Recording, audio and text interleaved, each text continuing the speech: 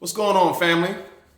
Boy Joe here. So, you wanna know how to play bar chords. You wanna know how to play bar chords. So, through my tutorials, as you've noticed so far, a lot of my songs have bar chords in. If you look through all my covers, I play bar chords a lot. And I know that there are a lot of people out there who are like, man, I really want a tutorial that is kind of on my level. I'm not really on the bar chord level yet.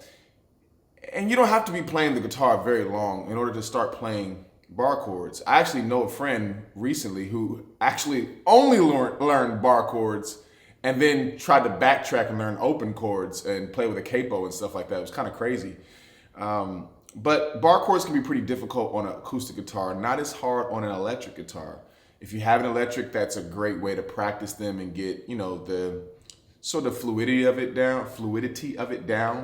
But at the same time, learning on an acoustic guitar like I did builds up a lot of finger strength. So when you do start moving to an electric guitar, it's so easy. But the main reason why you want to learn how to play bar chords, because it opens up the neck for you now. If you notice, there's only but so many open chords you can play before you have to start barring essentially making a bar, as I think of it, across the entire neck of the guitar. And so it opens all of this up to you for a lot more options, a lot more different sounds. So all of your songs are not sounding the same. You're not stuck on this, that whole vibe, right? And I think one of the best ways to start learning how to play bar chords is just the basic major bar chord shape. That's how I learned. I think I was learning Disturbia by Rihanna.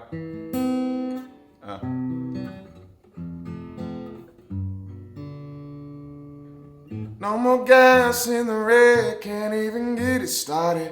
Nothing heard, nothing said, can't even speak about it. All my life, on my head, don't think about it. It's too close for comfort. It's a thief in the night to come and grab you. Can creep up inside you and consume you. I think I'm messing the words up, so I haven't played that in years, but I think that's one of the first songs that I was learning. And it was a cool way to just get the motion down. And I slowed it down, like chopped and screwed music from Texas. And that helped me, really get the hang of it, slow it down, and then slowly, gradually speed up that motion. And so a major bar chord is basically going to be this, and I'll zoom in and then we'll go through some practices for it. And I'll tell you why this chord is so important in just a second. So the first chord you would have to bar on the neck, typically the closest one down here that you would have to play through A through G, right? That's all your chords A through G. And then the first chord that actually requires a bar really is your B chord and your F. So this is a B. So that's one way to play a major, but this is one way to play the main way I play a major chord. So here, you're going to be putting your index finger on the E string, first fret, right? And the reason why this is called an F major is because of the root note. That's something to learn as well. You want to know your root notes, and that'll help guide you down the neck. So this is E, F, F sharp, G, A flat, A, B flat, B, C, C sharp, D, D sharp, and then we're back to E. So the 12th fret, those two dots typically on the guitar, sort of resets it all. So this is an E chord. It's also an E chord, right? So it resets. So anyways, E, we're gonna be on the F major, right? And then we're gonna take our ring finger, put it on the 3rd fret, 2nd string, on the A string there. Pinky is gonna go right beneath it on the 3rd fret, D string. And then your middle finger will be on the G string of the 2nd fret, the 4th string down on the 2nd fret. So, right, got my index finger here, and then I'm gonna lay that. And the best way to really play a bar is you don't want to play it with this part of your finger, the flat part. You kind of want to play it right where your skin changes colors. I don't, at least for black people. How does that work for white people? Do y'all have a change of colors? I think so. A lighter skinned people, I think it changes colors, right? I haven't looked that closely before. There's a change of color there. There's the Neapolitan ice cream look there. You got the chocolate and the strawberry.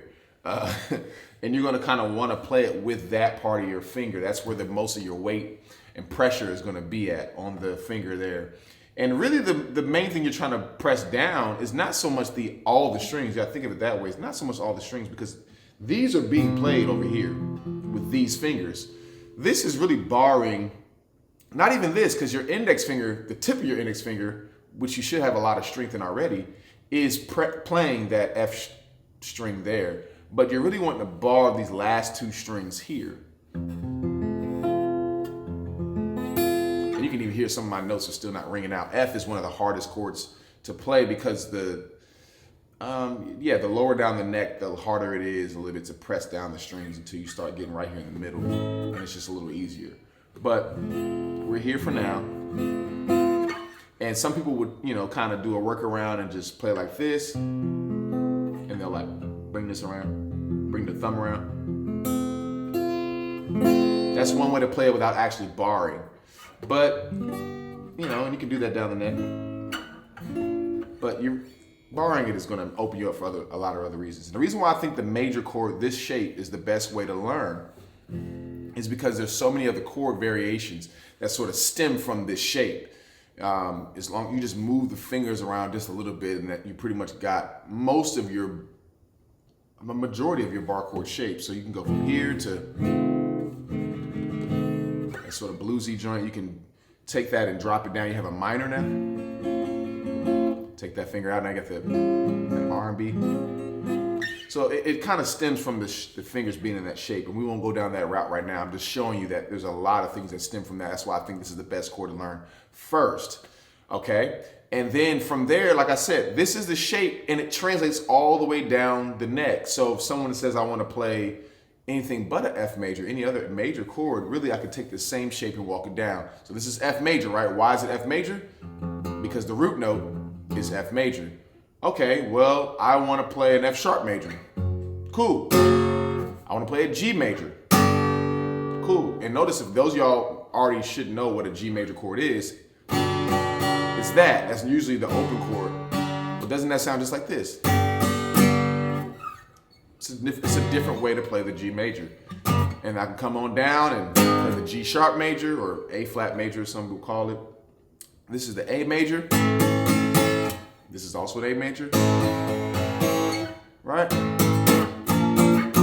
And so you can just walk it all the way up the neck. So anyways, like I said, Disturbia was a good thing for me to learn how to play. I think it's so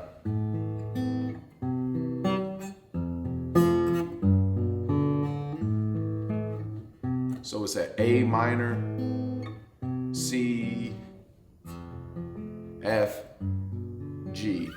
And the reason why I think it's good to learn a chord within the context of other chords is because, you don't want to just get used to playing, just putting your finger here and just, resetting and just playing this. And you want to learn it in the context of moving into something, because a chord is never just played by itself. It's always coming out of something or going into something. And so I want to learn how to play that F coming out of the C and then going into the G. And notice I'm playing my G a little differently than, usually this is the traditional way that you probably learn to play your G, this way, that shape. But I play it like this sometimes with my ring. It's the same strings, just I'm using different fingers to press those same strings and cut. And the reason why I do that is because my index, or my ring finger is already right by that G. Coming out of that F, it's already right by that G, so I can just push it here. And then this ring finger is already, I just take it up to, 2 strings, and it's where it needs to be, and I just drop the pinky down. Right? So just try to make that transition as quick as possible by finding other ways to play the same chords. So yeah, it's just no more gas in the red, can't even get it started. Nothing heard, nothing said, can't even speak about it. On my life, on my head, don't wanna think about it. It's too close for comfort. It skips the F on that part.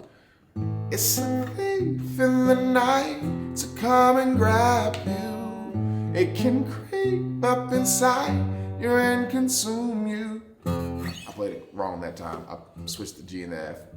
Trying to play that slow kind of threw my brain off. But yeah, that's what I did. I was like, all right, I'll just try to find songs that have an F in there and let's just practice that.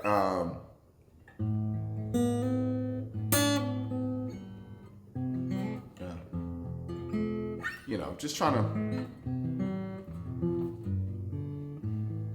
I remember sitting at my friend Chris's house and just playing this.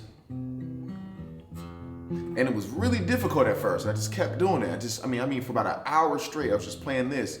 And then within about a week or two, I was playing bar chords. And I always thought that I would never be able to play bar chords. I would see people play bar chords. I tried it myself. I was like, well, I guess I'll just have to work my way around it. There's no way I'll be able to play that. And now all I do is play bar chords. So if you're that person who thinks, man, there's no way I can learn how to play that, trust me, I was in your position. And I was wrong. And I think you're wrong too. I think you're wrong. I think you're very wrong. I think that with some time and some dedication carved out, you can learn how to play bar chords as well. And once you do, man, it's gonna open up a whole new world of songs you can play. Particularly the songs that I'm gonna be doing tutorials for, because most of the covers that I do have bar chords in it. And I want y'all to be along that journey with me. And the only way I can take y'all along with me is if you also know how to play bar chords. So there you go.